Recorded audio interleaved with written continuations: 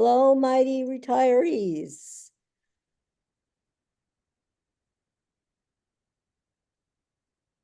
Jen, I just saw Jen. Jen is here. Jen, we're going to make you a co-host. If she hears.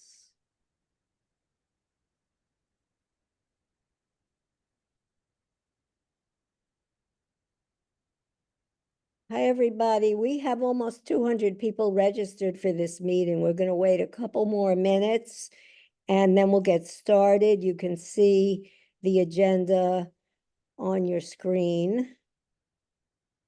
We have three main speakers, John Ost, Nikki Richardson, and Jennifer Gabori.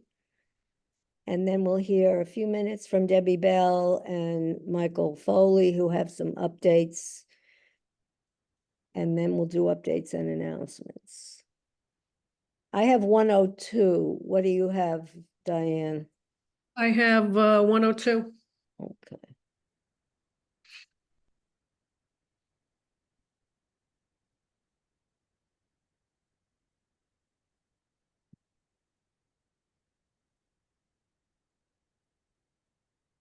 Oh, I think I made a mistake here.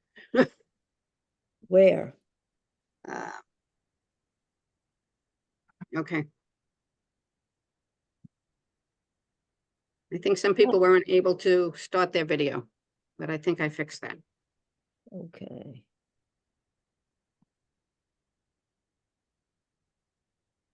We should thank Bonnie because Bonnie's facilitating this meeting with our regular staff person. Oh, why am I blocking on her name? She's on vacation. Ava Okay. Ava Ava Farkas. I'm losing my mind. Okay, so good afternoon, everyone, and welcome to our first meeting of the 2024-2025 season of chapter programming. I'd like to extend a special welcome to our new retirees who may be joining us for the first time today. My name is Ann Friedman. I'm the chair of the chapter. I work closely with Diane Mena, our vice chair, and Bonnie Nelson, our secretary, and our EC of over 20 leaders, and we work collaboratively to steer the chapter as best we can. Assisting us on the technical end today is Marwa Amer. As I said, Bonnie set up the meeting on our retiree Zoom account. Dave Cuddlechuck from the EC is going to be taking some notes. We hope that you've had a restful and enjoyable summer, and I know we all appreciate the respite we've had for quite a long time now, respite from the day-to-day tensions around the Medicare Advantage struggle. And if you can believe it, we are entering our fourth year of this struggle, and so far we are on the winning end, and that is really great. I hope that by now you've received your membership renewal notices in the mail and have had a chance to read our really first-rate online newsletter. I was told this morning that we've had over 700 hits on that newsletter, and that's very promising. Usually we start the season with State of the Union's addresses, but because of the pressing issues facing us in the upcoming November elections, we're opening with a focus on getting out the vote.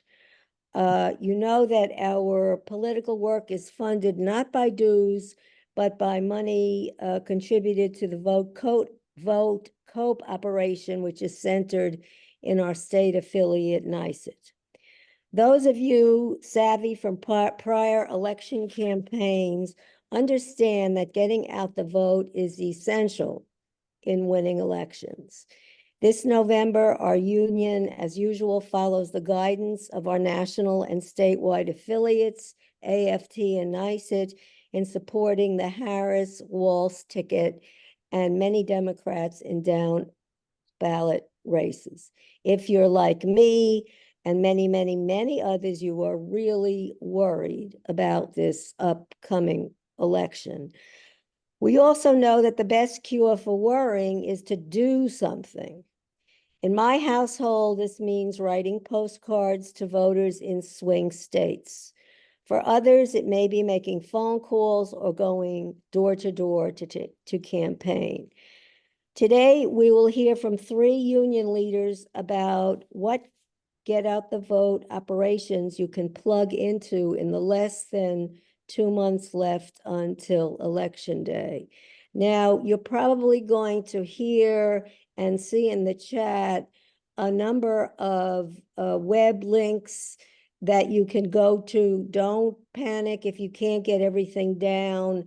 Bonnie and I are going to get out a blast for you this week that contains all that important information. So let me just say a couple of things about our speakers and we'll get started.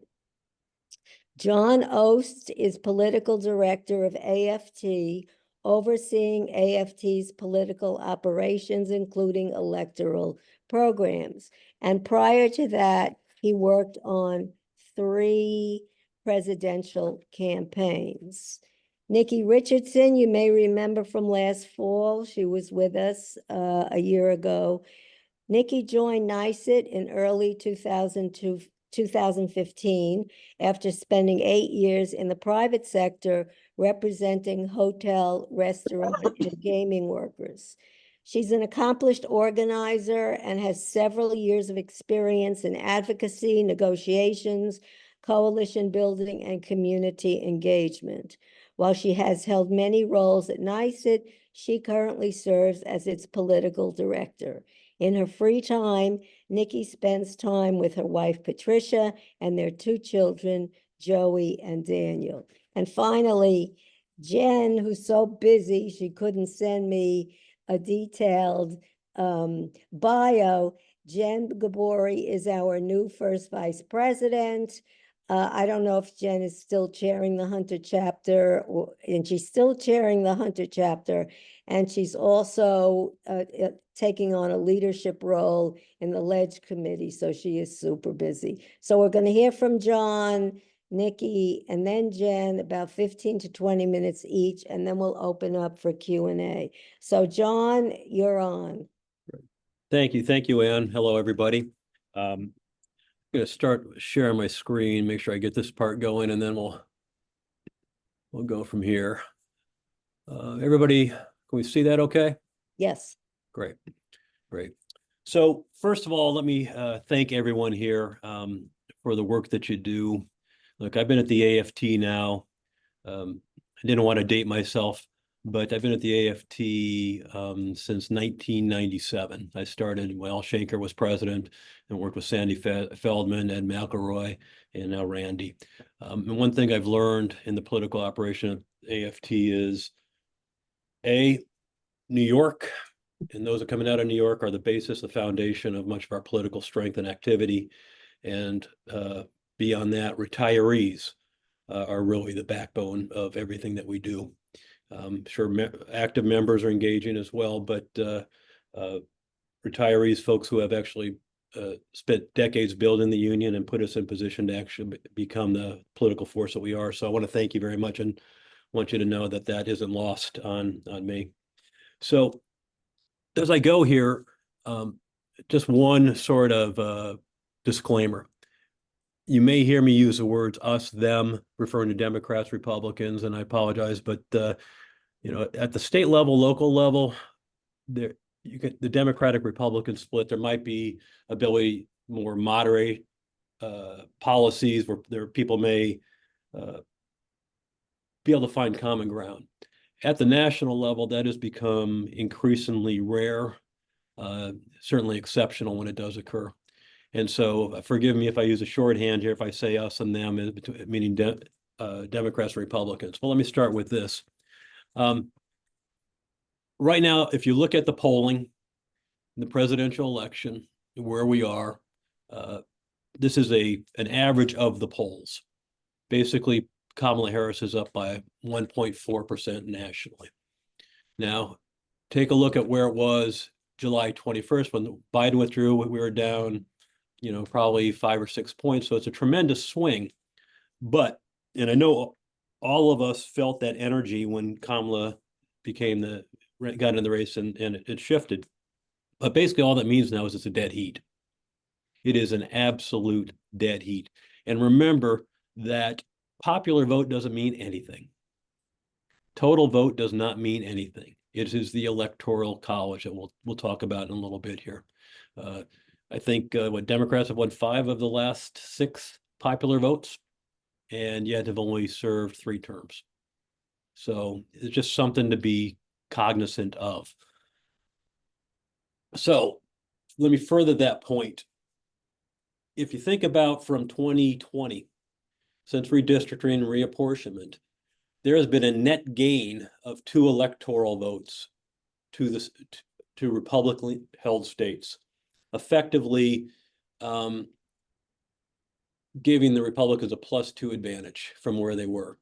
Everything shifted. New York lost 1, Pennsylvania lost 1, Michigan lost 1, Illinois lost 1, California lost 1, whereas Texas and Florida and Montana all gained.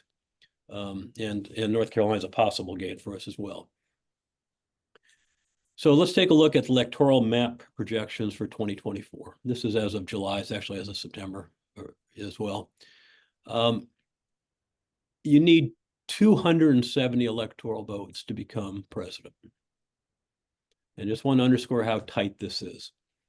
If you take into account all of the states that are currently leaning one way or the other,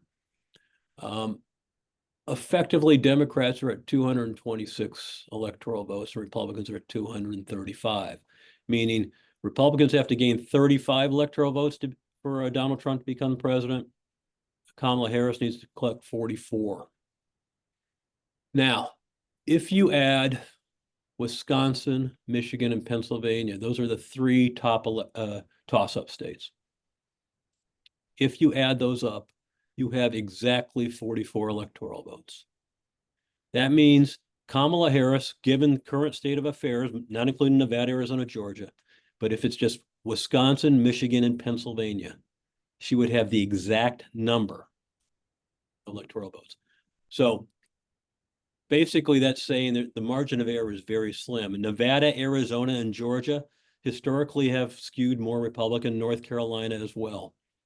So there's no room for error. So AFT is devoting its resources. We are certainly playing in Nevada and Arizona, but that's not where our density is. We are certainly playing in Georgia, but that's not where our density is. We have density in Wisconsin, Michigan, and Pennsylvania, and that's where we are putting most of our resources, including staff and program. And thankfully, those are also states that have stronger labor programs. So you'll hear me say, or you may get an ask from us, and Nikki Richardson, who we work closely with, is well aware of this. We will be looking for volunteer phone programs, folks to get on a bus and go into a state. It'll be going into these states, primarily Pennsylvania, and we'll get into that in a minute here in the polling. Now, just to put some more context in this, if Donald Trump were to win Nevada and Arizona and Georgia, not to say he will, but if he were to, as I said, that puts us at 270. Don't forget about these single electoral votes that exist in places like Nebraska, where Joe Biden won it last time. Kamala Harris has to win the popular vote in a congressional district around Lincoln. That one electoral vote could very well make it 269 to 269 if she were to lose it, which would then actually put the presidency into the House of Representatives.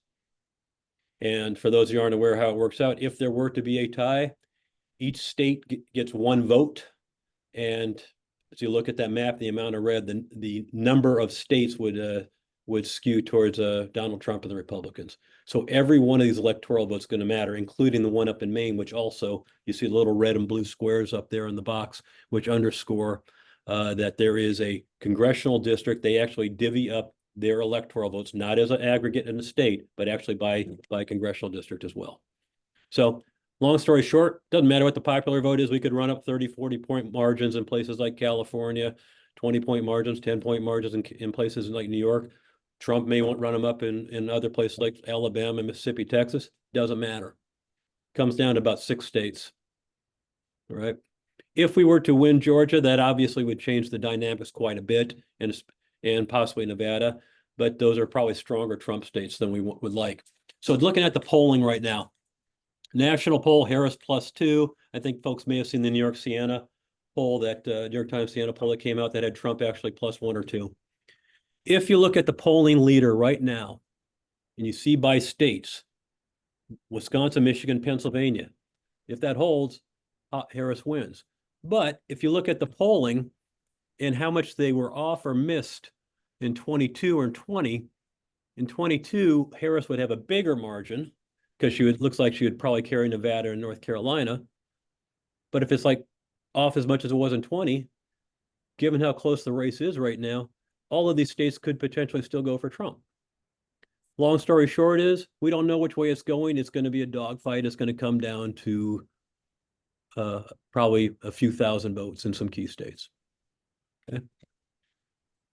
Top issues right now, if you were to look at it, #1 issue is the economy, followed by inflation. And you can see here that Donald Trump holds a 13-point margin over Kamala Harris right now in terms of who's quote unquote could be best equipped to handle the economy.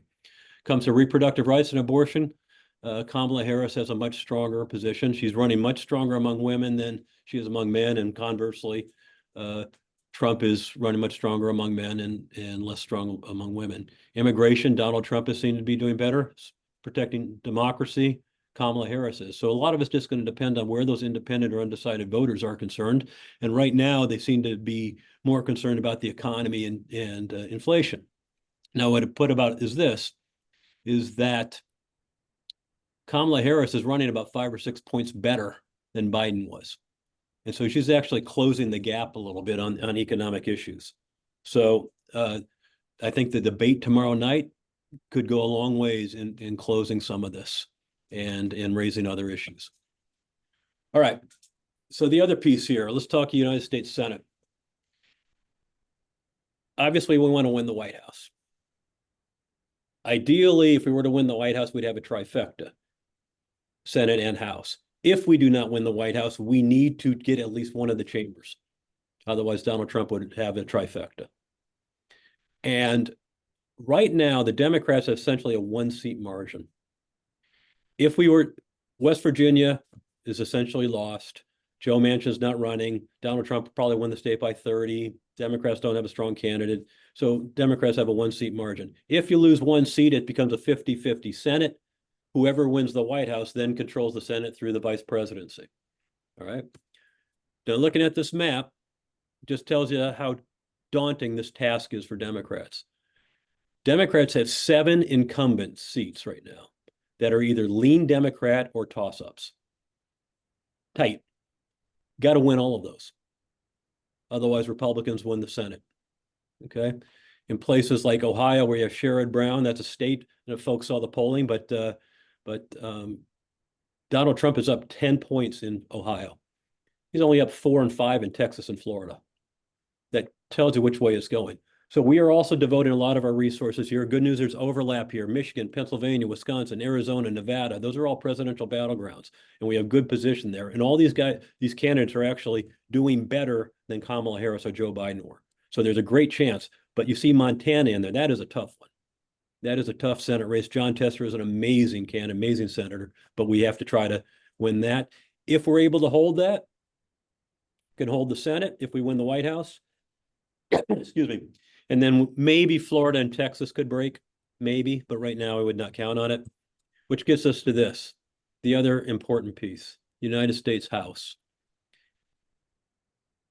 If we do not win the White House, we have a difficult task in the Senate. It is incredibly important that we win the U.S. House of Representatives and make Hakeem Jeffries the Speaker of the House, which Nikki and I have had long conversations on. I want to draw your attention to a couple things here. Democrats need to pick up a net of 4 seats. These are all of the competitive seats. In the red, those are the Republican incumbents. In the left, or in the blue, those are the Democratic incumbents. If you look at this, toss up in leans, the tightest races, Democrats have 24 seats that are extremely competitive, vulnerable. Republicans have 21, so it's pretty close.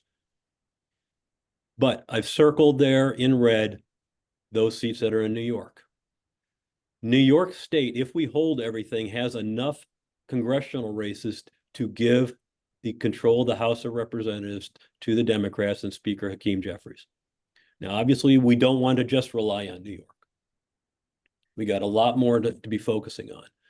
But New York is so incredibly important. Forget the presidential, I say that now, but the ability of New York to influence things this time around is probably at a level it has not been in decades. All right. So the work that you all are able to do locally in your congressional races is tantamount and is going to be extremely important for this country. Now, if we were to win the White House and we were to win the Senate, having the control of the U.S. House of Representatives gives us trifecta. All right. If we do not win the White House, we do not win the Senate, it also gives us the ability to do hold the Trump administration accountable. So last thing I want to talk about here is just where our members are based on public polling or polling that we did of the membership.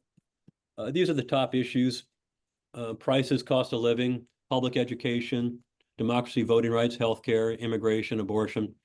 If you look at persuadable voters, people have not made up their mind. See, price and cost of a living, 71% of the membership see that as a top issue. Public education, 41%. But I think it's important to look here as well. Among our membership, reproductive rights, 28% say it's a top issue. I suspect it's probably higher. But persuadable voters, it's only at 18%. Now, again, how accurate that is, but 33% in immigration, for persuadable voters, 39%. Those are folks that obviously are less Democrat, or maybe some, Green Party, et cetera, but probably are in the murky middle or lean to the right, and it could be Republicans that don't want to support Donald Trump again. So they may be a little more conservative on these issues. All right. And so let me say this. We've started our battleground deployments. We've been putting out AFT staff, and we've been hiring people on the ground since May. We are putting out AFT staff and activists out in 2-week deployments. And we started the AFT bus tour where Randy's going around the country. We started in Detroit, it was in Pittsburgh this weekend. We are going to be out in Vegas and Arizona, and we are going to work our way all the way through California, through the Northwest, across Montana, and making our way all the way back to through the battleground states. And we're going to be spending a lot of time in New York to focus on those congressional races.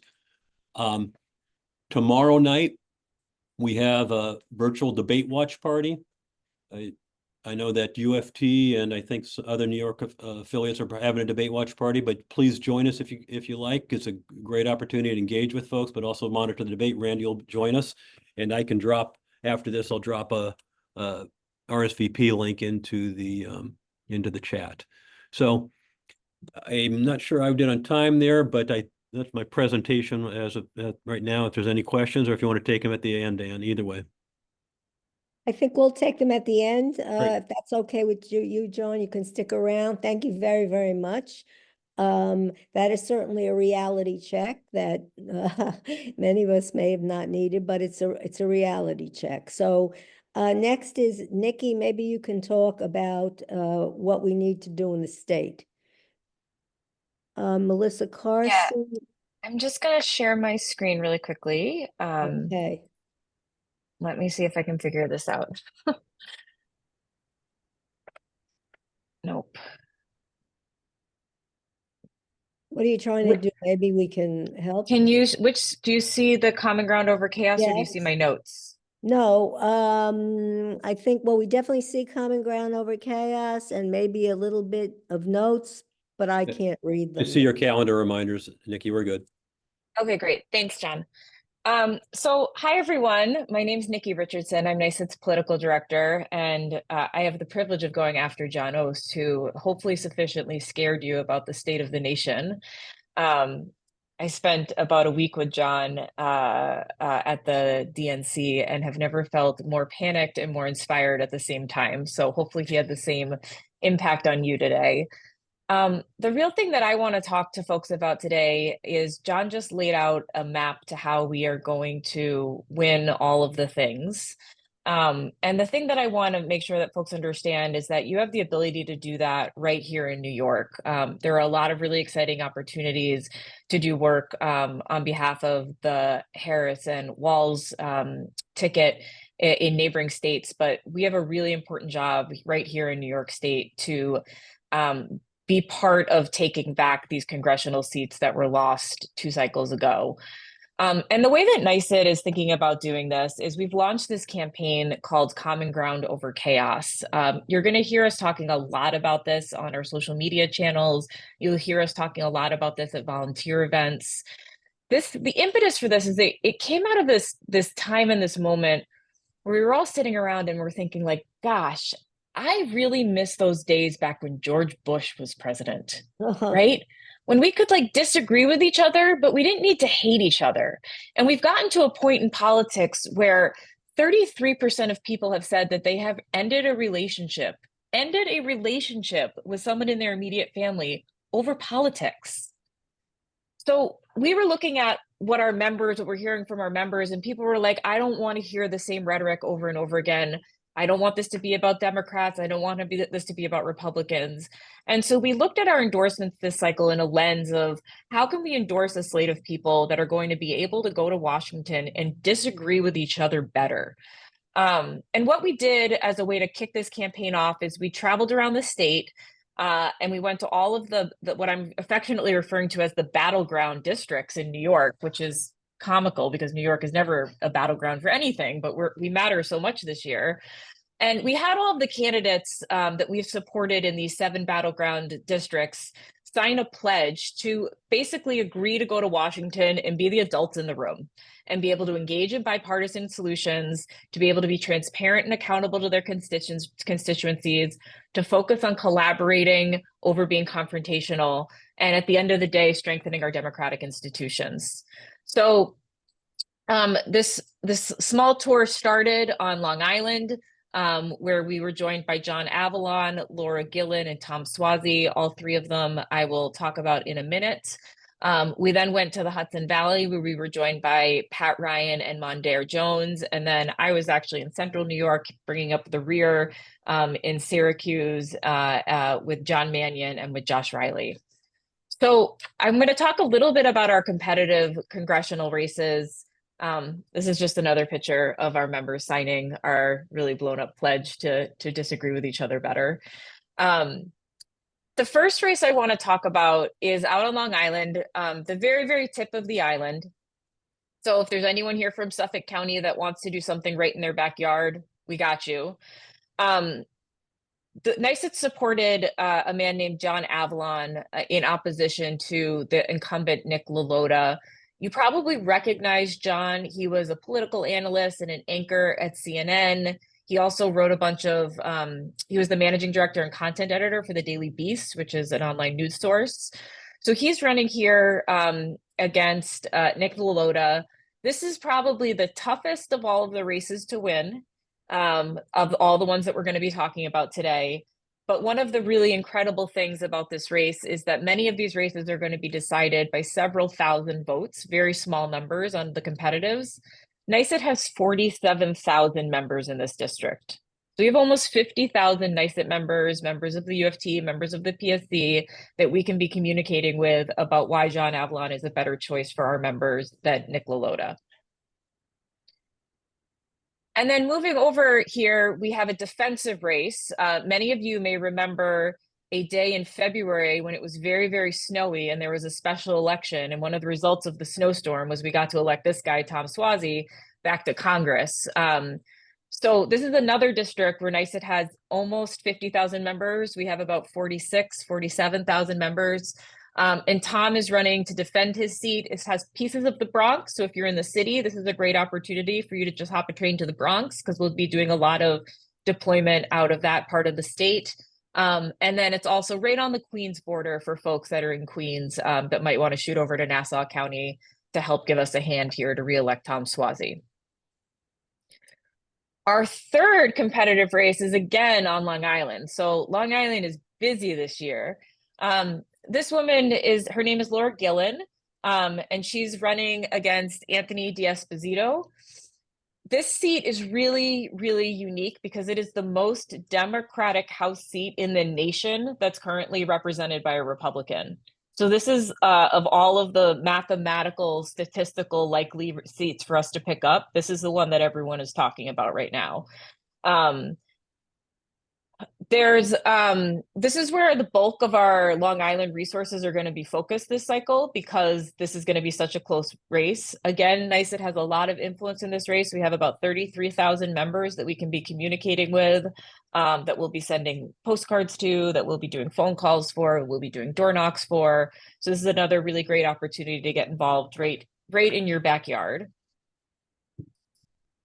And then moving up the state to Rockland, Westchester, Putnam County, this is another competitive race for us. It is a Democrat plus 10 district. So again, this is a really good pickup opportunity for us. I'm sorry, it's a Biden plus 10 district. So Mondaire Jones is running against Mike Lawler, who's the incumbent. This was a seat that was held by a Democrat for 30 years. This was Anita Lowey's seat. Before it became redistricted and got little pieces of Dutchess County. Folks might remember that this was the seat that Mondaire Jones originally served in when he was in Congress. And then when redistricting happened, Sean Patrick Maloney got redistricted into the seat and ran on the Democratic side for the seat. So Mondaire is trying to step back into the role that he held, I think it was 2 cycles ago. So we're really excited about supporting his candidacy as well. And then another defensive seat, Pat Ryan. So this is the old Lieutenant Governor Antonio Delgado's congressional seat. And when he ran for Lieutenant Governor, the seat became open and Pat Ryan won in a special election. So he's going to be running again to defend his seat here. And he's one of the real only upstate congressional members in this part of the state that are really running on a pro-choice and equal rights amendment platform, which I'll talk a little bit about in the next couple slides. Moving over to this very gerrymandered district that goes up, it runs from where I live to about 4 hours to the west. So it's this huge district that goes all the way from Rensselaer County to Tompkins County.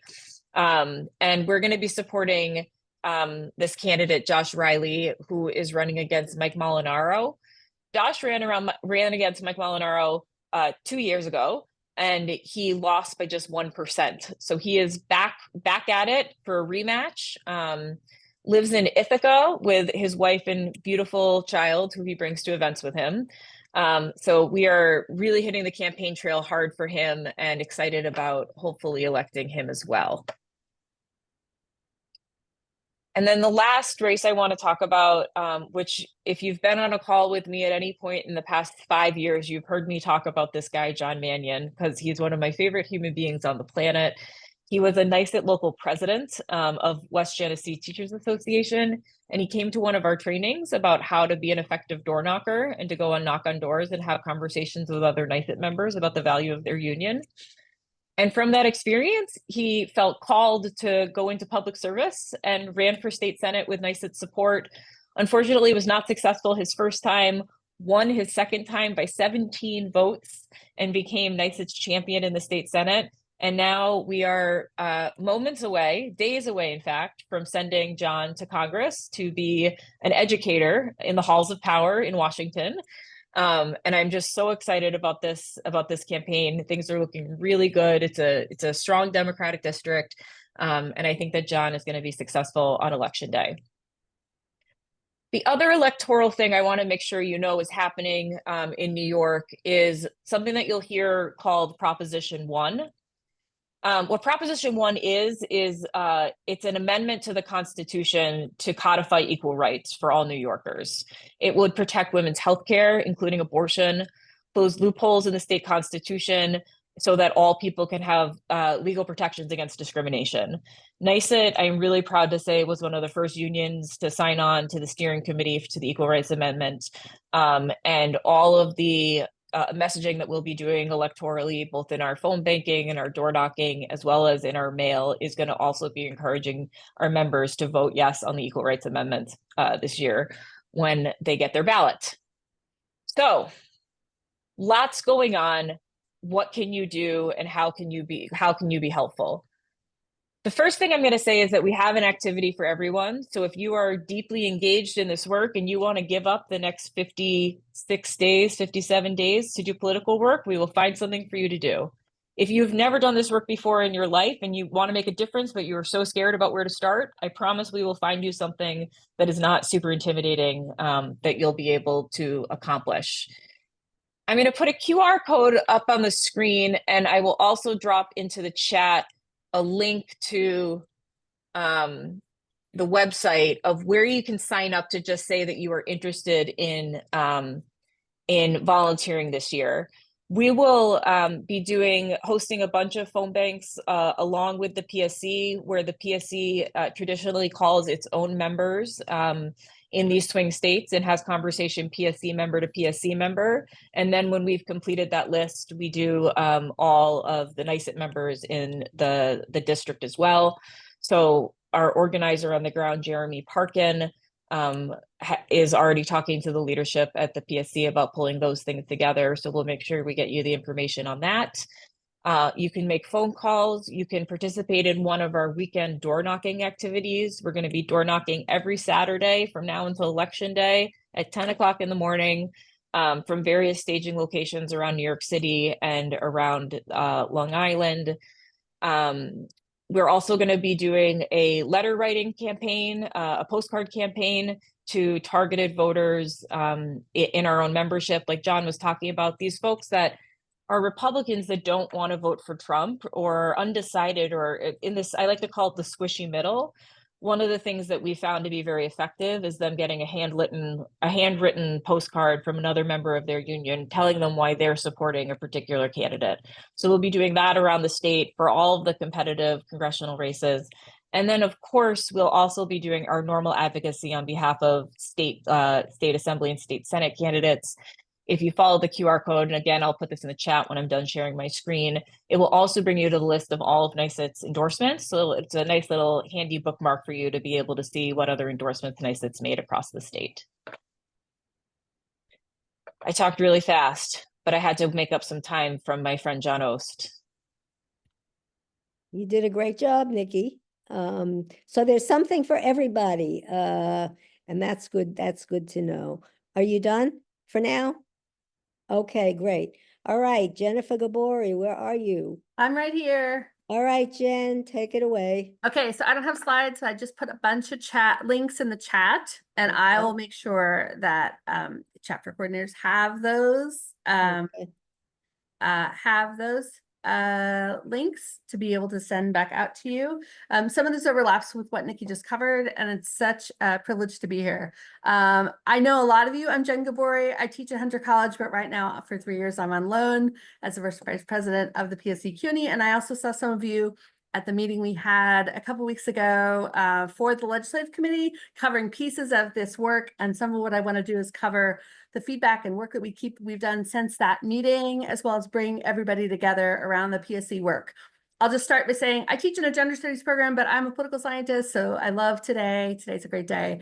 And I just want to say that, like, on the seats that we talk about when we lost those in the House, that New York seat, I know many of us who live in places like I do in Brooklyn, we feel that there's only 6 years to a census, the next census, and we think we can get those seats back. We think we are undercounted, and we actually want to start work on that. Like, that work already actually should be started. We should be able to win back and maybe even gain a seat through more aggressive census work. So that is exciting. And I also look forward to potentially hoping that maybe John Mannion will serve on an education committee because we don't have enough reps in the Northeast generally on education. You can go and check out those congressional memberships, and they are not in the Northeast. And that is actually a problem for us.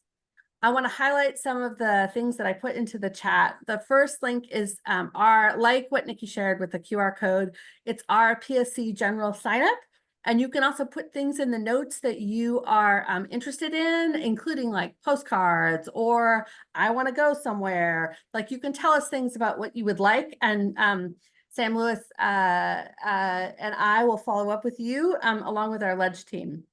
So the next phone bank that's happening at the PSC or via Zoom for PSC members is on September 11th at 6 o'clock. And that is one of the Zoom links that's right there. But again, I'll make sure through Anne and Bonnie that you get all these. And I'm talking fast, so feel free to ask me to repeat any of this. Please save the date for September 19th if you'd like to come into the PSC office. So the hour before the delegate assembly meeting, we're going to make calls here from the office. So anybody who'd like to come in can come and make calls from us from 5:30 to 6:30 on Thursday the 19th. The next legislative committee is the 17th. We meet on every third Tuesday of the month. And if you feel called to do more of this work because of that, please you're always welcome at every legislative committee, but you can get more involved. And of course, we have some hardcore members of the legislative committee from the retirees chapter. And we are always super excited about that. But at the next legislative committee, we're also going to be deciding on the local New York State races that we are going to be prioritizing. We're going to be making that vote on that Tuesday. Some of them we already have a good sense of like what they will be. But we also will be talking about our Long Island deployment there. So in the landing page PSC link that I gave you, it has both. You'll hit, if you click the one that I labeled, the link that I labeled landing page, it'll take you to both the PSC like local, like the 9/11 phone banks, but it'll also take you to the thing Nikki was talking about where it's like the Long Island phone banks, where you can either travel out to Long Island or you can make calls from home. And we will be having and loading additional activities on this landing page. But also if you just sign up and say at the first link on the Google form, I want to get involved, we will communicate directly with you around those events that you want to get involved in. One of the things that we heard from members at the meeting that we held, we got a ton of feedback from people in the meeting and then after the meeting saying, I want postcard parties with wine. And so we heard you, you have spoken, you want art supplies, you want postage paid cards, you want to do them here at the office, you want us to send them to your house. We will, when you want to do them on Zoom, we will make postcard parties. We hear you. Two last things, and then we'll finally go to questions. I'm so glad that we talked about the Equal Rights Amendment in New York. Some of you who were at the membership meeting that we did heard Hunter alum Sasha Ahuva, my student, give that presentation at that meeting. And part of what Sasha told you, she's running part of the campaign to help pass Prop 1, New York State's ERA in New York State. Sasha told you in that meeting and has told me, like, call me up if you want me to come, especially on Zoom, but sometimes in person. She has a baby. But she will like come to your Democratic club. She will come to your book club. She will talk to a group of people on Zoom. She could come next month to retirees. She will talk about the Equal Rights Amendment. She's incredibly compelling. And if you want to encourage other people to vote for Prop 1 in New York, because that is besides the House, one of the things that really is at stake. So many people don't even flip the ballot over to vote. Like they just do the front side of the ballot. Like this is a problem that we have a back of the ballot problem. So that is actually one of the things we need to get people to do in New York State. And then I'm wondering, the last thing I want to say is whether Nikki or John could just cover maybe a little bit more details about deployments, because we know that people can be deployed and we just want to make sure people know they can be deployed. And we had people click on that deployment link on the AFT page the night of the meeting, and they're like, wait, I can travel and go to these places with other AFT folks. And also just let us know, like, for example, we had 2 members so far who told us, oh, I'm going to be in Pennsylvania for family or different things like these dates. And we've been able to connect them with like doing a day of door knocking while they're there to like see their relatives, like somebody went to Pittsburgh. Like, so that was like really exciting that we could do that. Pennsylvania is near us. And we're able to do that. So that is what I wanted to just cover to start, and look forward to everything that you want to say and we can talk about. And thank you again, not only John and Nikki, but also Melissa, who joined us at our meeting. Thanks so much for being here. We really, really appreciate it. Thank you. Thank you, Jen. You asked for some detail about deployment. Is that So what I'm you- wondering if Nikki and John could talk about, or Melissa could talk about how the AFT is deploying people. Because like, for example, when we talked about Wisconsin, Michigan, and Pennsylvania, I know the AFT is sending people on deployments. Yeah, and our effort is this right now. We want to make sure that the AFL-CIO structure is set in place to receive people before we start Right. sending anybody in. Okay, great. 'Cause jumped the gun. that's the structure that we do it, and we have bodies on the ground as we're fine tuning all that. I know Melissa Carson has some information there for signing up, but Charles Johnson, Melissa, and or Marcia Reed would be following up to actually line that up. And I think could follow up with you or whomever you want to associate as a political contact as well. That's so those details, but really, I think most of it's probably going to be to Pennsylvania unless there is some sort of exigency involved. Okay, thank you. Elizabeth was asking about putting these links on a page to send to you. We're going to do that. Tomorrow we'll work on a blast that has all the links that you need because it's hard to follow right now. So if we could go back to the screen that has our chapter members on it, and we can start to take questions. Well, I don't see any hands up. I have Yes, Bob Cowan. Yes, thank you. Thank you, John and Nikki, for your informative presentation. Now, you both look probably too young to be on Medicare. And there's an issue which I am very want to advocate for, and maybe you can help. Would you know that Medicare only pays 80% of your medical and hospital costs? So there is what's called a Medigap. Now, I would like to see Democrats advocate for eliminating the Medigap. I think this would be enormously popular in the country among all people on Medicare. And of course, it would help us retirees in New York City as well. We're currently fighting to stay off Medicare Advantage. And if there was no Medigap, there'd be no question. We just stay on Medicare, our own volition. Otherwise, you have to pay for a Medigap policy. So again, I hope that people would advocate for eliminating the Medigap and try and get the national campaign to adopt this. I think it's a winner. I can't see how it would lose. Everybody on Medicare would like to have Medicare pay 100% rather than 80%. Thank you. Thank you, Bob. Yes, that has been a key issue for our chapter for the last four years or more. I don't see any other hands, but I'm actually having trouble seeing. Mr. Yellowitz, his hand is up. Erwin, can Marwa or Bonnie, can you bring us back to the screen that has our members on it? Okay, Erwin, yes, sorry. Yes, thank you, Ann. There's been a lot written about Thank what you. will happen not only before the election, but after. And we know that if Trump is elected, it will be a fair election to him. And if he's not elected, he's going to contest the election as he did in 2020. So my question is, how is, particularly to AFT, because I don't think it's a NICET issue particularly, but how is AFT going to deal with this? Because this question will necessarily come up. If we're successful and Harris wins the election, there'll be a whole other issue of it being contested by Trump, and this time even more vigorously than last. So is there a plan that AFT may be part of to deal with this issue? Yes, sir.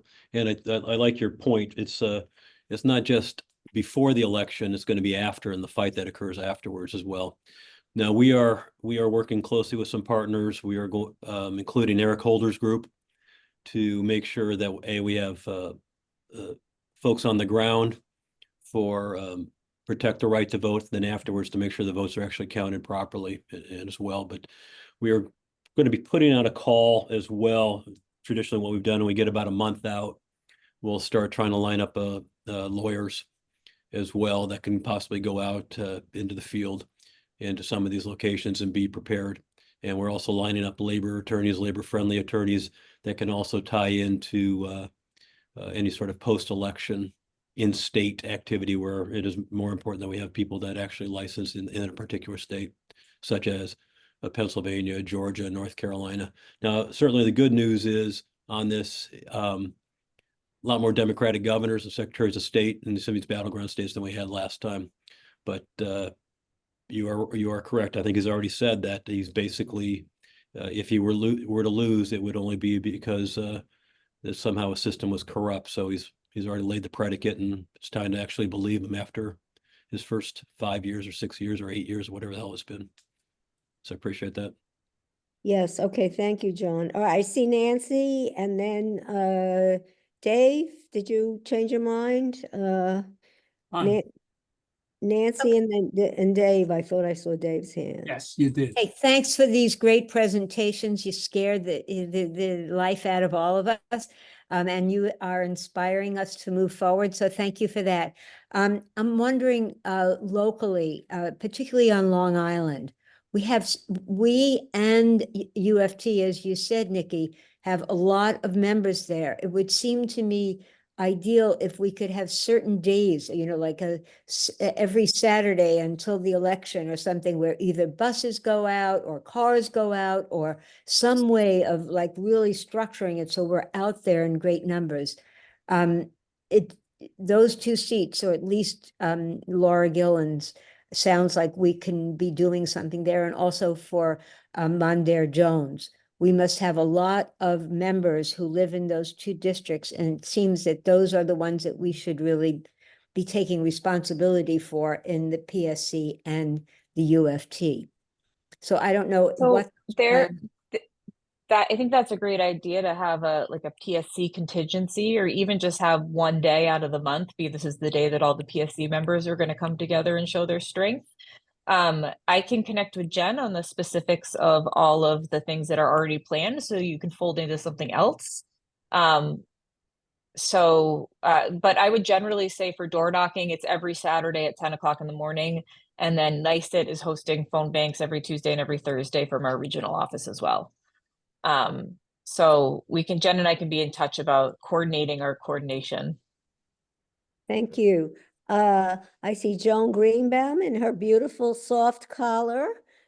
Joan is recuperating from surgery. Joan, and then Elizabeth Starchevic, and then Dave, and then Palmer and Francis Tome.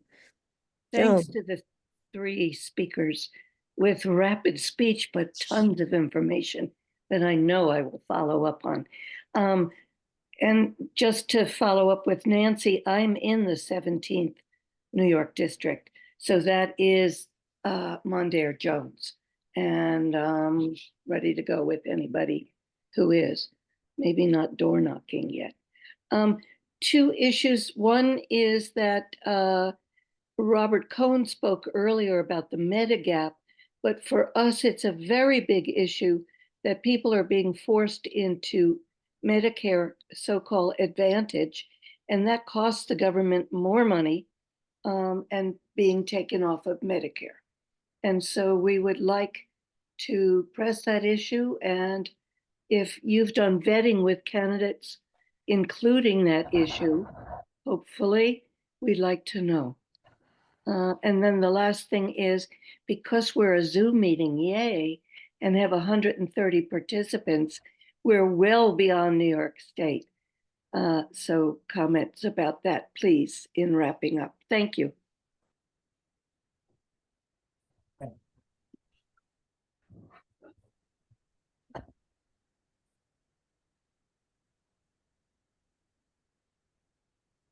Anne, you're muted.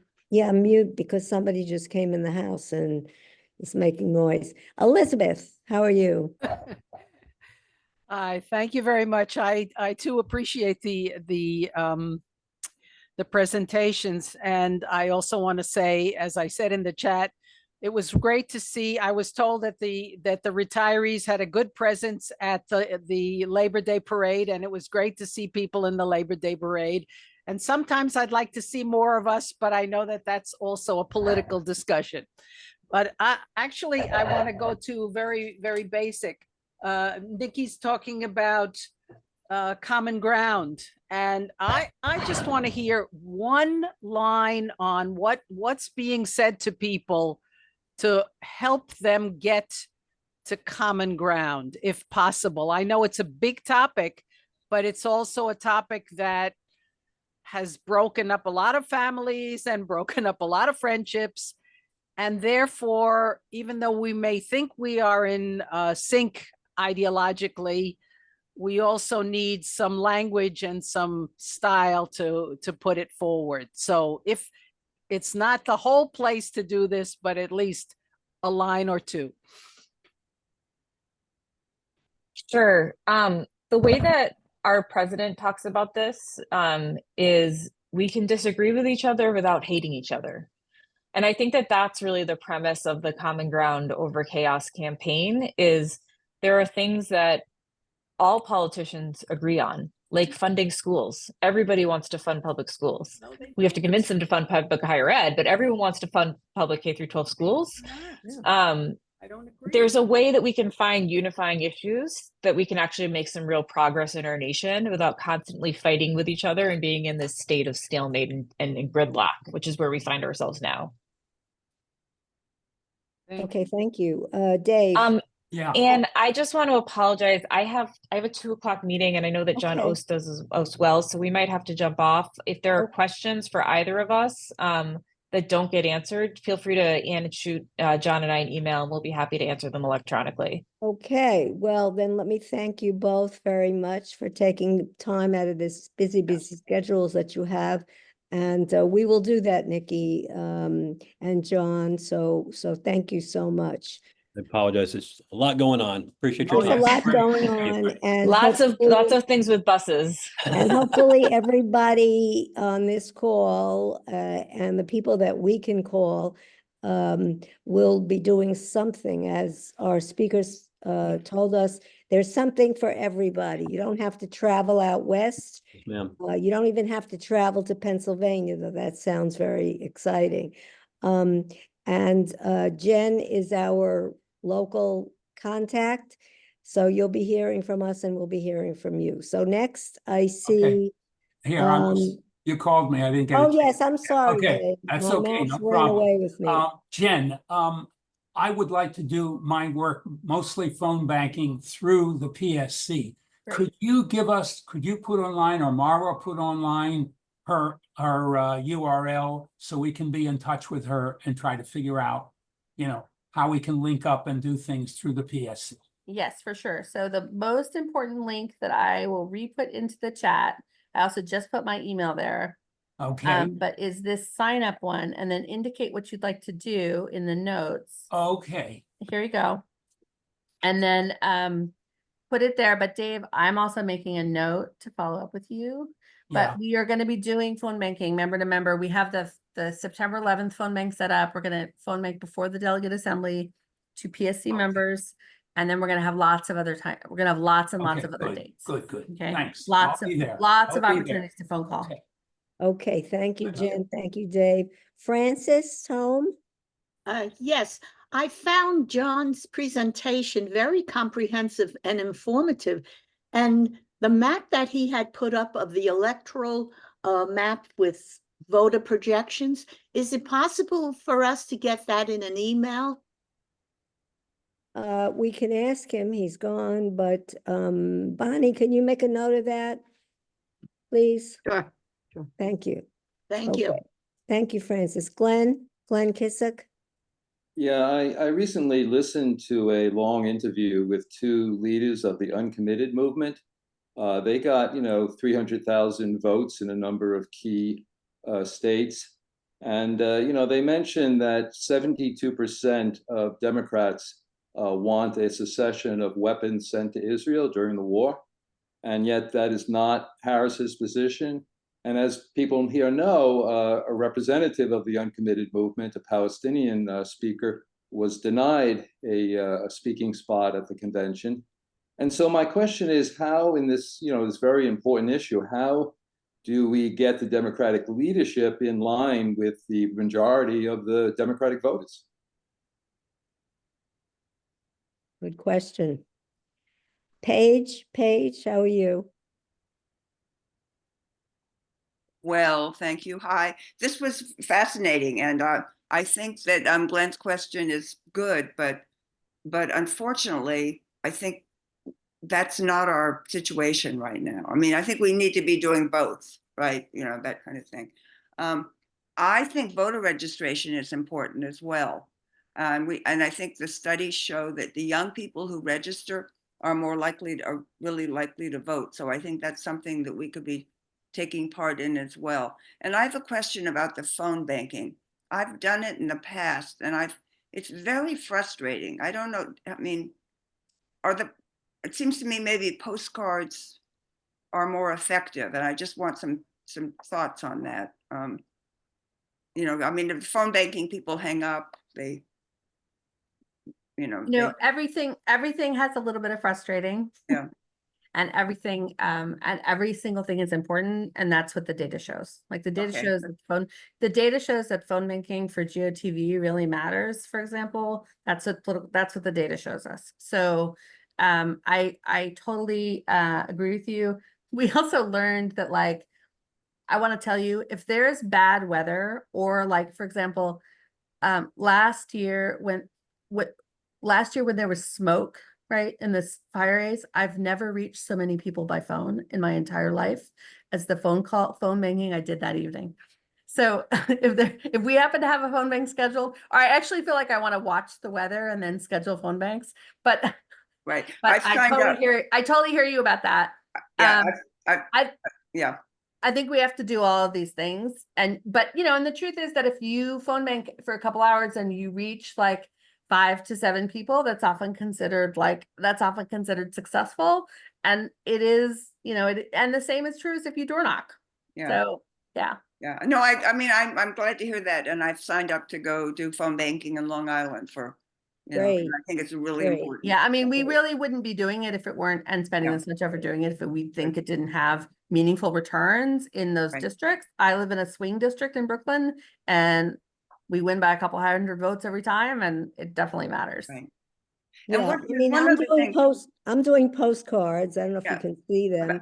And the suggestion is that you make them look, really nice, like different color pens and so forth. It's labor intensive, but it must work because this is the 3rd campaign that I'm doing them in. And there's a small group in a little town that I'm in Massachusetts of Indivisible. I don't know if you guys remember Indivisible, right? I do 2 now and 2 later and whatever. And together here at home, we've done almost 100 cards. So you don't have to even go to a party if it doesn't work for you. One other question, and I put it in the chat, but how do we get posters? How do we get lawn signs? Is there one best? So the campaigns all have the links to the yard, to the signs. So if people are having a hard time finding the contact information for a particular sign, if you want to be sent one from the campaign, just let us know and we can connect you with the people who, if there's a particular sign you want, just let us know. The campaigns are so happy to send people signs. Because it looks like you have to buy them. So what?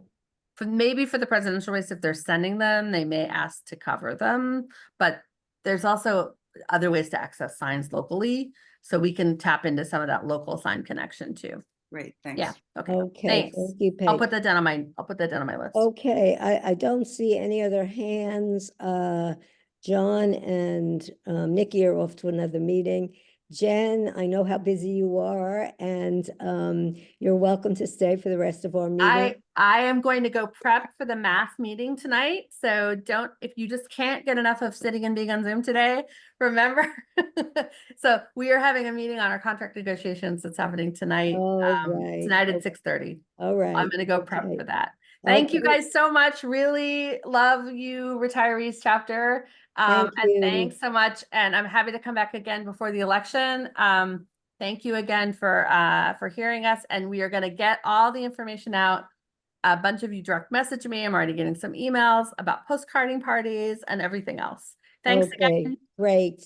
Thank you so much, Jen. Oh, thank you. Really appreciate it. And as I said earlier in the meeting, I think everybody's frantic about what's going to happen with this election. And the best thing for me, and I'm sure to you as well, is to do something about it and to feel that, I mean, we're not going to know if our individual phone calls made the difference or the postcards or the bus tours or whatever, but we'll know that we tried and we're going to win. We have to win. We have to win these elections.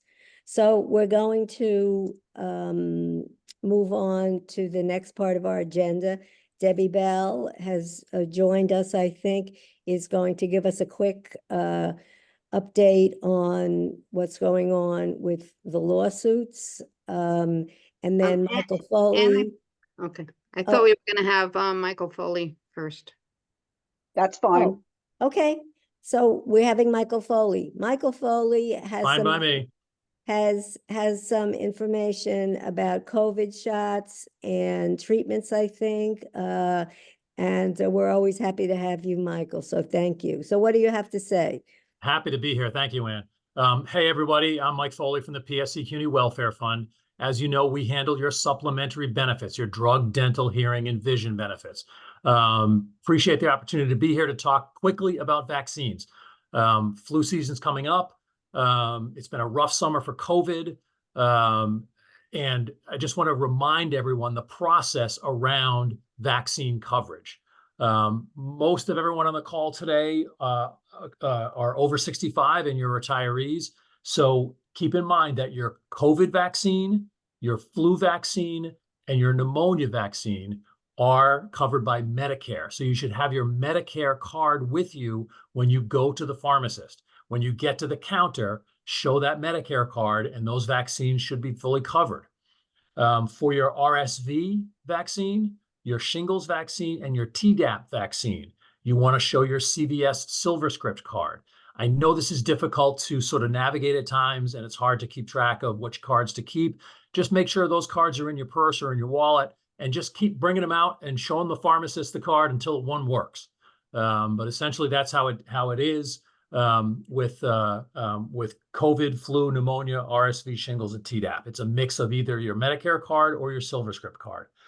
For those of you who are retirees who are under age 65, for all of those aforementioned vaccines, it's your GHI basic healthcare card. Whatever healthcare plan you have through the city of New York, that's the card that works for those vaccines if you're a retiree under age 65.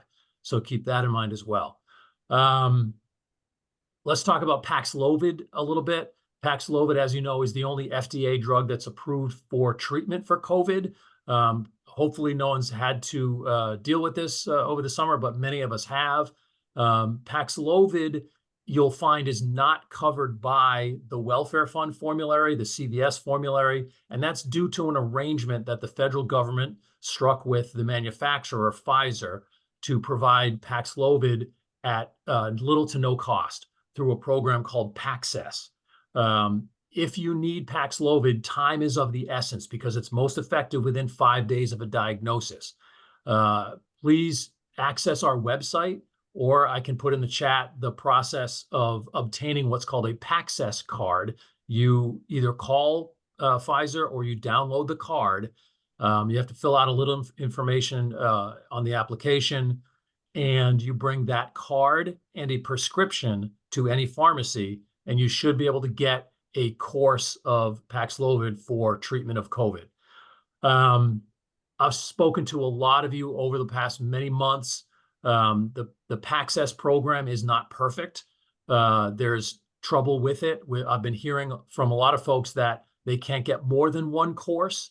It's not designed that way. It should be designed to give you coverage when you need it. Even if you've already had COVID, you should be able to get it again. The maximum benefit is $1,500. It kind of almost depends on which pharmacy you go to, but a course of Paxlovid should not be out-of-pocket cost of more than $1,500. And if that is the case, there's a rebate form that you can that I can provide to you. Bonnie, do you have something important to add? I just wanted to say, I got Paxlovid this summer. I just went to CVS and they gave it to me. No Yeah, copay, so no nothing. that's so in essence, what's happening is the federal government said to Pfizer, here's a boatload of money, and we want you to make Paxlovid available to people at no cost.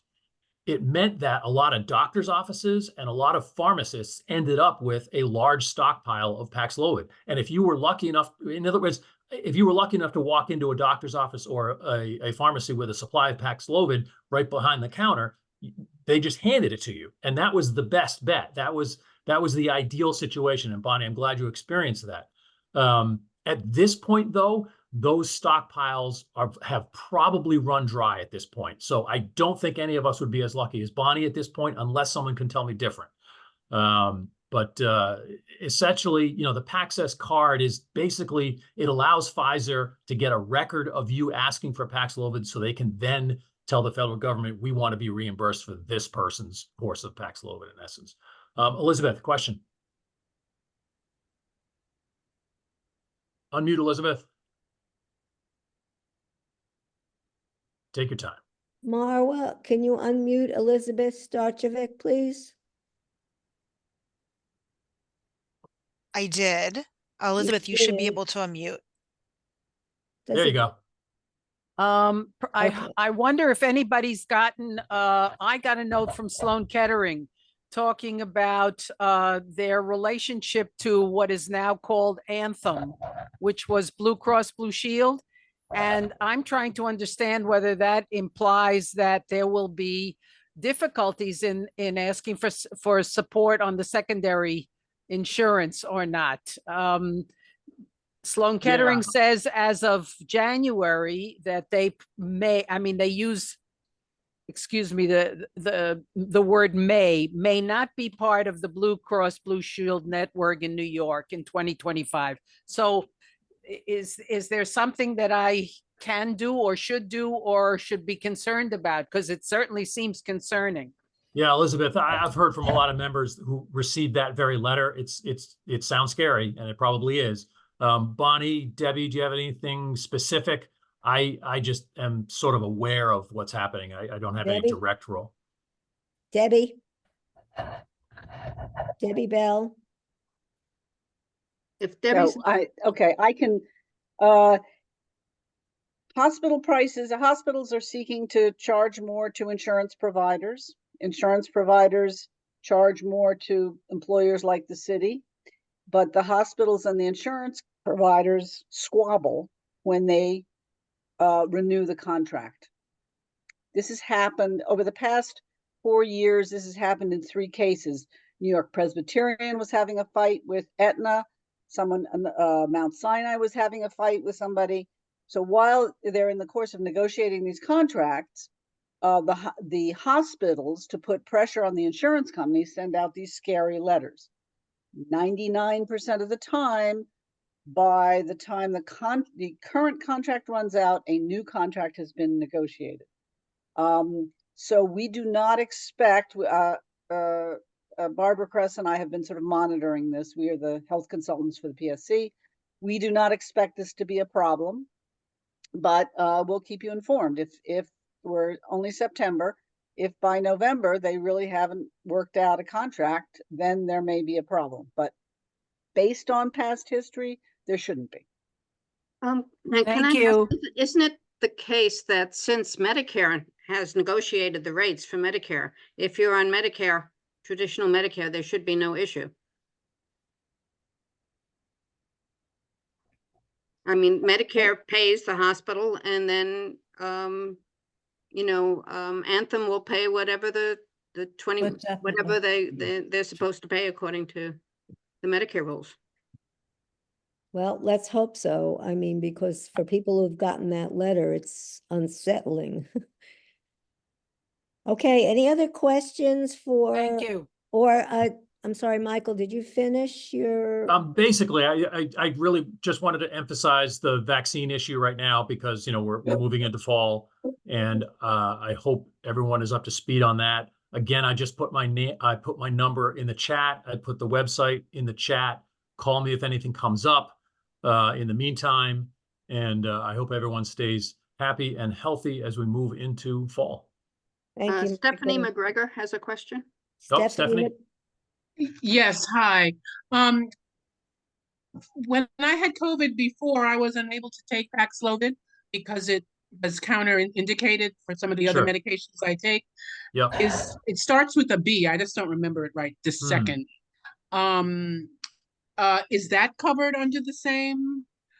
Not to my knowledge, Stephanie. I'm not familiar with a COVID treatment that starts with a B. And again, Paxlovid, to the best of my knowledge, is the only FDA approved treatment for COVID. But you know, you and your doctor know best. So and your pharmacist.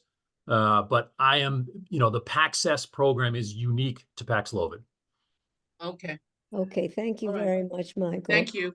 I see somebody, Bill Gargan put in the chat, MSK letter does not apply to retirees on Medicare.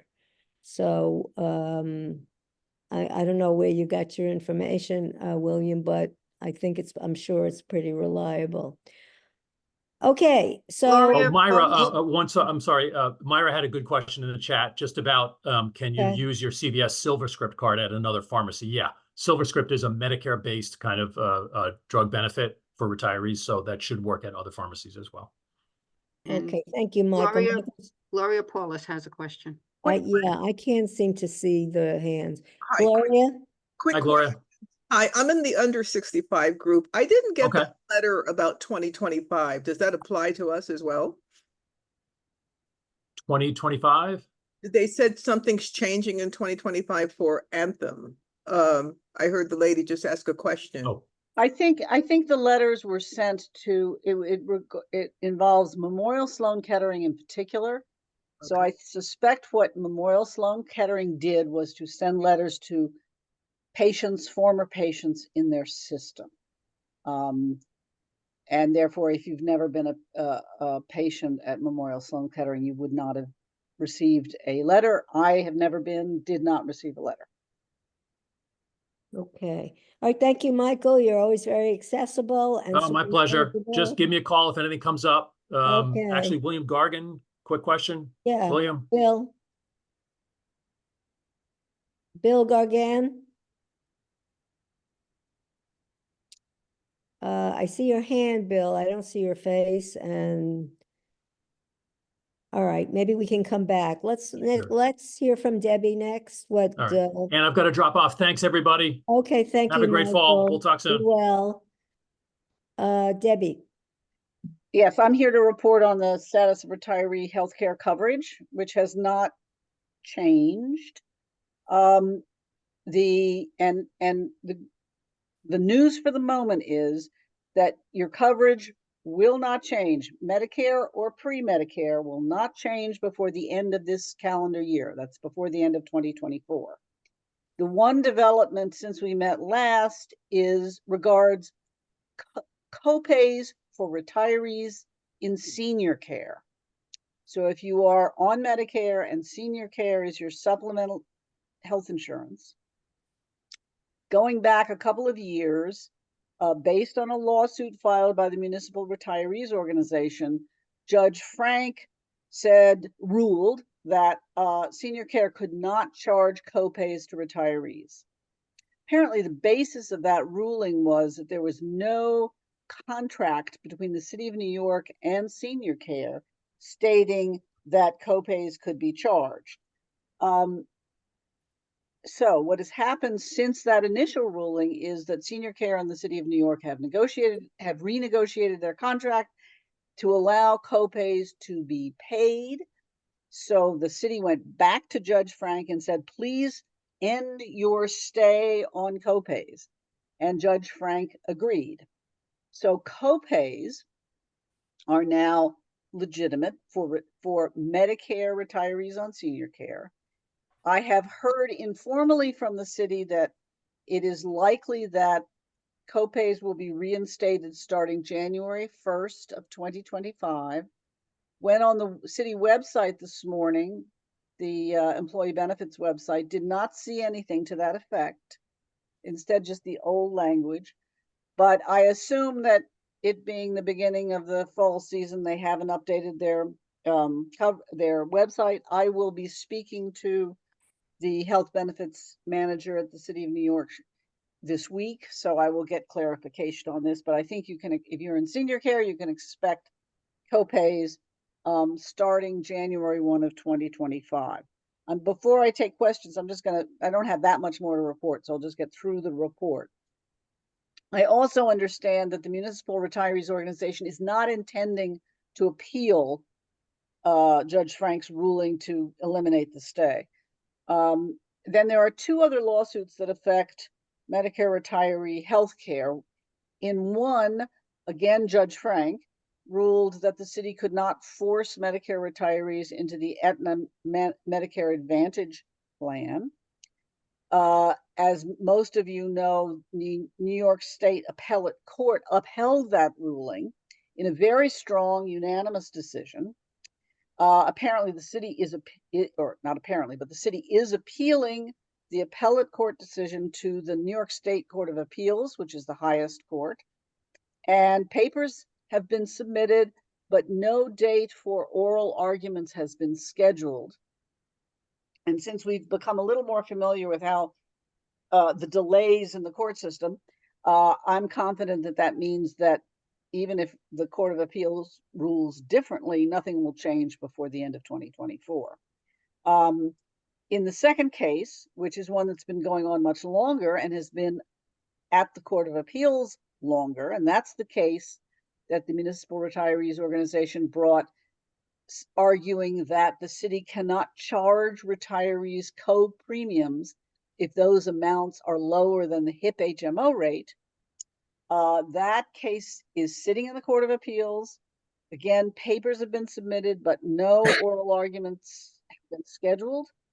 So again, that's not likely to arrive at a decision before the end of the calendar year.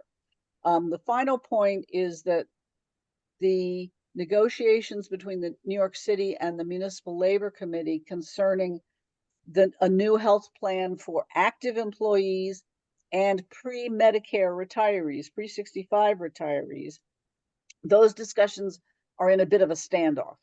So nothing has changed. And I think that means that there will be no new health plan in effect for active employees and pre-65 retirees for another 9 months at least. It just because, as we retirees have experienced, implementing these new plans can take months, and they don't even have agreement on a replacement plan.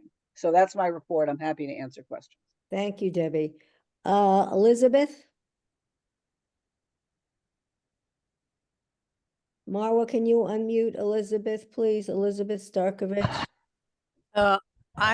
Thank you. I'm sorry to ask probably what is a very early stage question, but what is Medicare senior care? What does the senior care refer to? Senior care is the supplemental health plan that you have if you have the GHI, what is equivalent to the GHI. So in other words, if you retired and you're older than 65, you went on Medicare, and you also have a supplemental plan from CUNY, the City of New York, that plan is Emblem's senior care. Well, but so is that Blue Cross Blue Shield? It's Emblem for your outpatient expenses, and it's Blue Cross for your hospital expenses. So it's structured like the GHI plan that you had as an active employee. And yeah. Okay, thank you. Okay, thank you. Bill, are you there? Bill Gargan? No, Bill Diane. hasn't been able to unmute, but he did send me his question in the chat. So Okay, his information comes from the Organization for Retired Public Service Retirees, but are only retirees under 66, those not on Medicare at risk? And I'll repost it in the chat for everybody to see. Well, at what this does at risk this was mean? the I issue. don't understand. Maybe this was meant for Mike, but I'm not This- sure what his This was question was. related, I think, to the question that I think Elizabeth asked about a letter she received from Sloan Kettering. Right. All right. It's the same answer, you know, whether you're a 65 or older or under 65. Okay, and I in see terms that of in the what's chat. likely. Okay. Okay, Diane Mena and then Francis Tome. Yeah, Debbie, who gets that $15? The doctor. Because, for yeah. example, I go to the chiropractor, he charges Medicare $65, they give him $6. Does he get it? Who gets it? Does the Emblem get it? Does Medicare get it? Who gets that $15 copay? You pay it to the doctor. Yeah. And senior care is obliged to pay a little less of their 20% of what Medicare pays. So in other words, just the math of it. Medicare has a rate that they pay your chiropractor. Senior care then pays, if it's covered, 20% of the Medicare rate. Now, when there are copays, now the copays are generally $15. I don't know what they are for a chiropractor, but let's assume it's $15. That you pay it to the healthcare provider, and a senior care will pay them less. Is that explained? Yes, thanks. Okay, Francis? Yes, I remember a couple of years ago when we did have that $15 copay, and it was for across the board, whether it was physical therapy, the doctor, or dermatologist, or whatever you had. And then Judge Frank eliminated that, which was so nice. But now that it's going to be implemented again, where does this arbitrary $15 come in? And will it, in 2026, will it go up to $20? Good. So the $15, you know, is quite familiar to those of you who have recently been active employees, because under GHI, that's the copay that active employees pay for a lot of health services. About 7 or 8 years ago, pre-pandemic, the Municipal Labor Committee and the city agreed, in order to save the city a little bit of money in how much they have to pay Emblem for senior care coverage, they agreed together that senior care could implement copays. The arbitrary $15 is because they figured people were used to paying $15 when they were active employees, so we'll put in $15. Beyond that, I have no explanation. They did not implement it right away. So this was, like all these other changes, a cost savings strategy for the city that the unions agreed to. Then the pandemic hit. Just as the copays were scheduled to be implemented for retirees in senior care, the city wisely did not implement them, told senior care not to implement them, out of concern that they might serve as a barrier to people seeking health care. So then they started to implement them, I think in early 2021. And that's when the retirees organization brought a lawsuit and said these are illegal, they shouldn't be implemented, and Judge Frank agreed. Does that help explain it? In the wacky world of healthcare expenses that we operate in. Okay, Myra. a friend who's retired from CUNY and is living in Jersey, but sees a lot of doctors, but she's paying, and she has traditional Medicare. I don't know what plan she has, but she has co-pays, $15 co-pays every time she goes in to see her doctor. Not only is there a copay for the doctor, there's a copay to the hospital because the doctor has an office in the hospital. And then when she has an extra x-ray at the same day, there's a copay for that. So she's racked up hundreds of dollars in copays over the last few years when copays have been $15, but multiply applied to a visit at a hospital, a doctor, an x-ray, and a blood test. Each one of those is getting $15. And recently, I heard a discussion about this copay. I don't remember now where it was, on what meeting I was at. And basically, they said the copays will go in, that the city, Adams, has said there'll be a new plan and copays will start in 2025. And the additional concern is based on the Friends experience. I get PT at New York Presbyterian. I suddenly am starting to get bills for things that were never billed before, and that is before the copays have been instituted. So and in that discussion about copays, they said that's just for a year. They can raise it to any amount once they say the city has the right to say $15. It could be $50 the next year. So that was thrown out in that discussion. Well, That it's not fixed at 15, it's just starting at 15. That's all I can add to what I've been hearing and going Okay. to meetings. You know, a lot of, let me just say this, a lot of rumors circulate about healthcare. We all pay far too much. We are all charged far too much. However, now I have not read the contract between the city and Senior Care. But I do not expect these copays to go up much over the next few years. If they do, they have to be discussed between the city and the unions. And I believe that there will be resistance among the unions to increasing copays. Now, having said that, there may be some services where the copays are larger. For example, there's a copay for inpatient hospital stays that are larger than $15. As to the experience of your colleague in New Jersey, I really can't comment because I don't know what plan she is on. She may be on a plan, not Senior Care, that is supplemental to Medicare, that charges copays and was not affected by Judge Frank's stay of the copays. There are other retiree plans, as you know, and particularly people who live out of New York State, sometimes opt for those plans.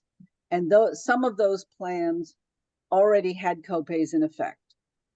If you want, your colleague can send an email to the retirees chapter with the detailed specifics about what she has experienced, and to the extent that it's possible to challenge what she was charged, we could try to figure that out for her. Thank you. okay. Michael Engber? Hi. Hi. I remember language, or I believe I remember language, to the effect of the city shall pay the full cost of health care. And it was my understanding that it was on those grounds that the copays were eliminated. The city argued, of course, that, well, we don't pay the full cost because there's a deductible for Medicare and there's a deductible on senior care. So we never paid the full cost. But what happened to that language? I'm quite sure I remember the city shall pay the full cost of medical care for retirees. Was that a fantasy on my part? No.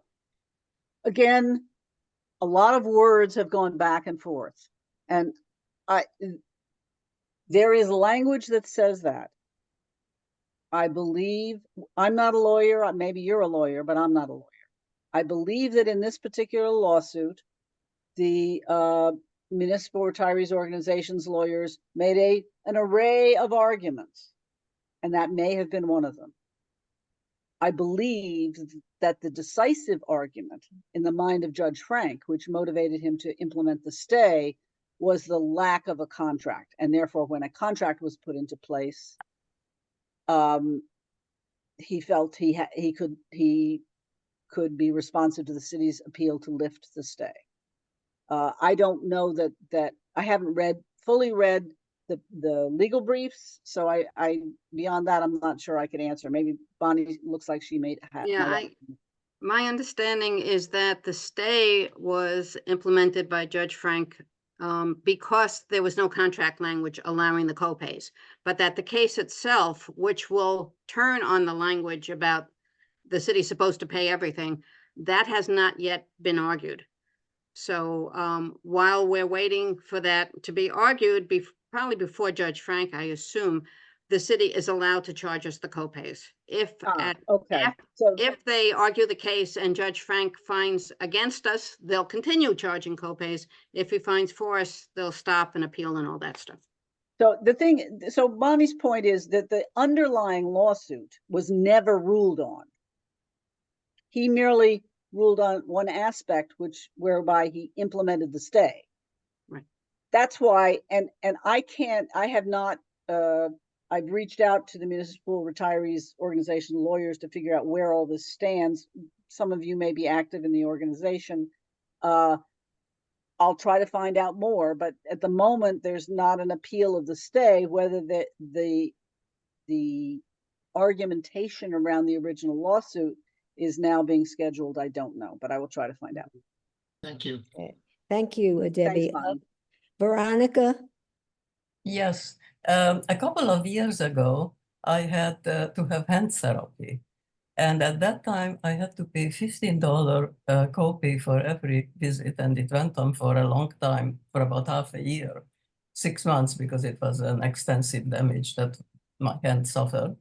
And what really upset me about it, and this is why I support eliminating Medigap. That's my point. The Medicare is great. The secondary insurance, and I have senior care.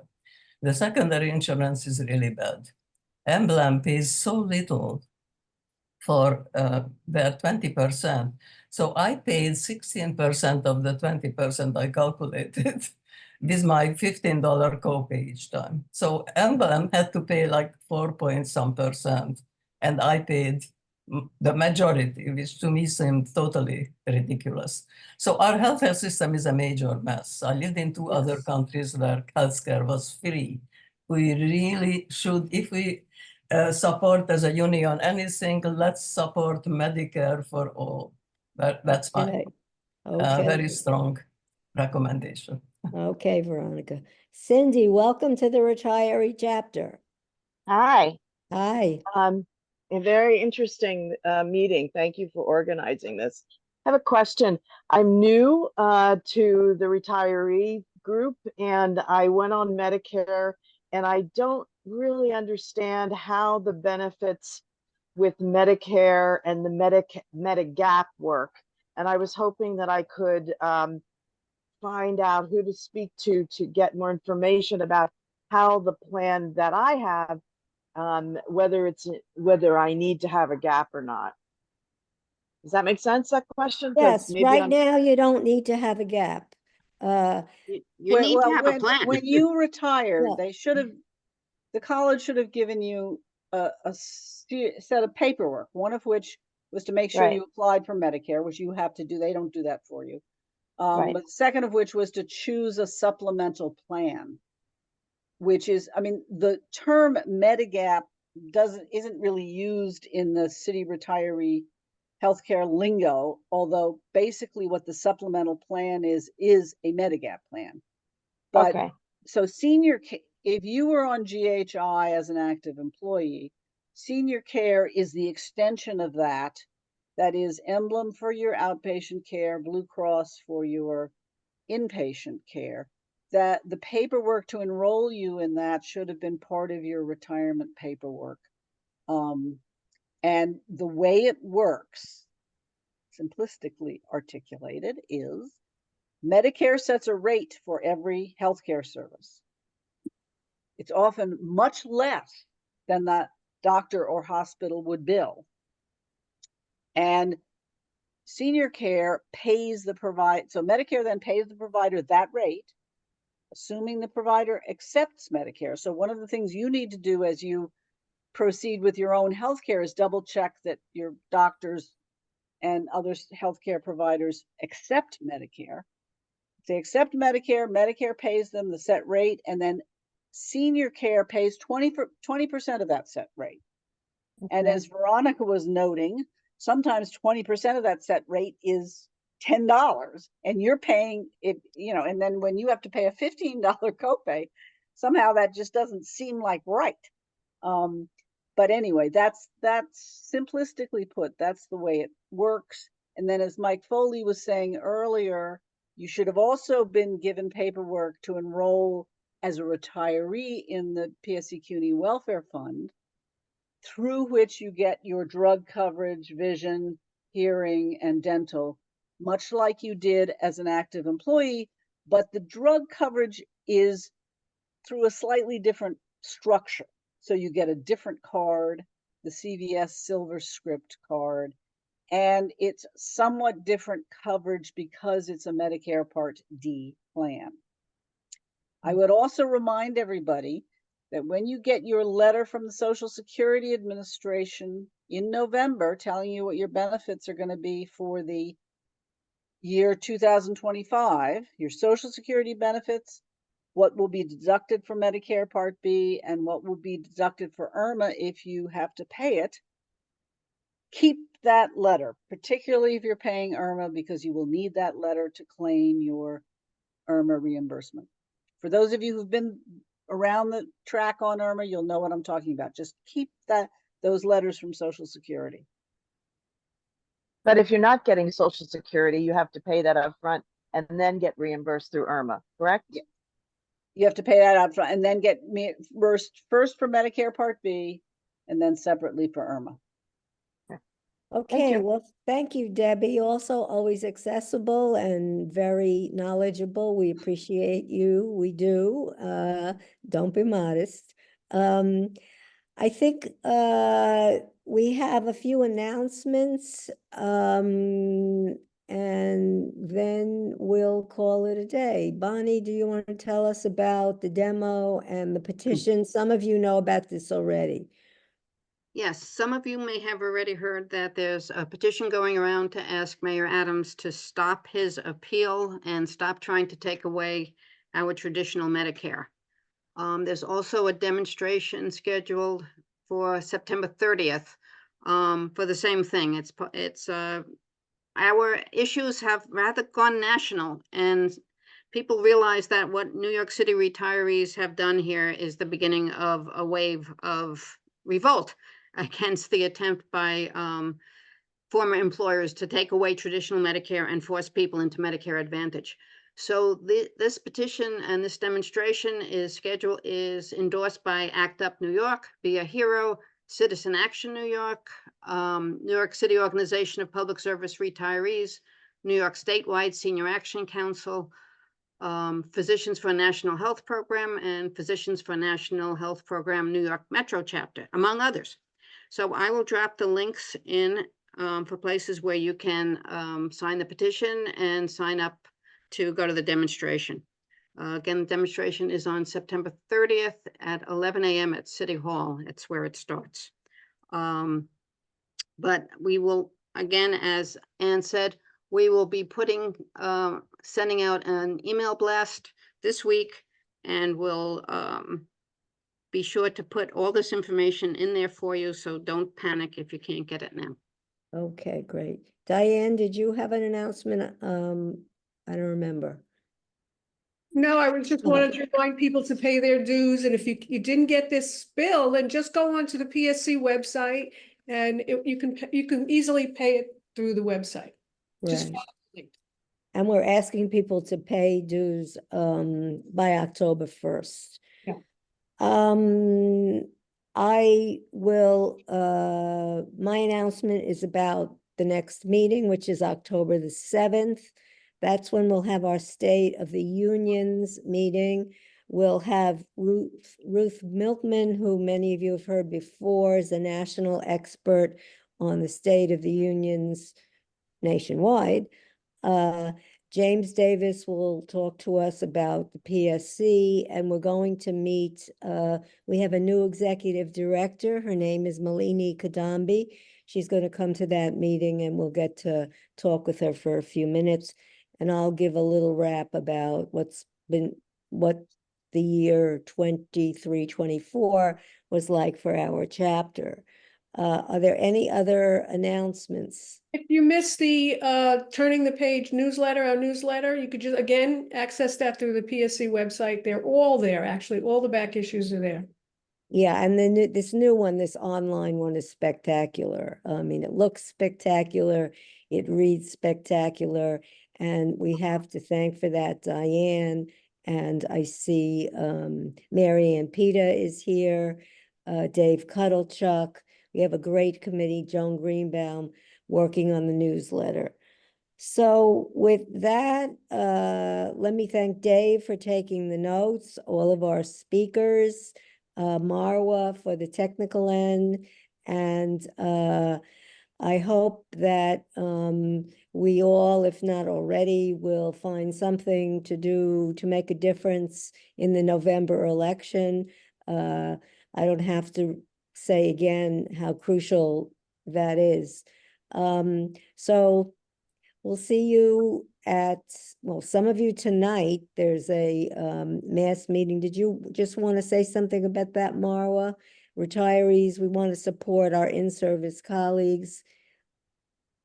Sure. Yes, Yeah. I just put the link in the chat, but just a reminder, tonight, also on Zoom, if you haven't had enough of us today, at 6:30 tonight on Zoom, you can join us for our online mass meeting to give updates on the contract that we're currently still fighting for those who had been working recently and not, our contract, the PSC CUNY contract has been expired since February of 2023, right? We're still fighting to improve the contract, get raises for members for PSC members. And so if you're interested in hearing what's going on with the contract fight and finding ways to be in solidarity, you should join tonight on Zoom at 6:30. Okay, Thank you. thank you. Thank you. Okay, so see you tonight or see you on September 30th and definitely see you on October 7th. It was a great meeting. Thank you all for coming. And I will call the meeting for adjournment. Take care, everybody. Stay healthy.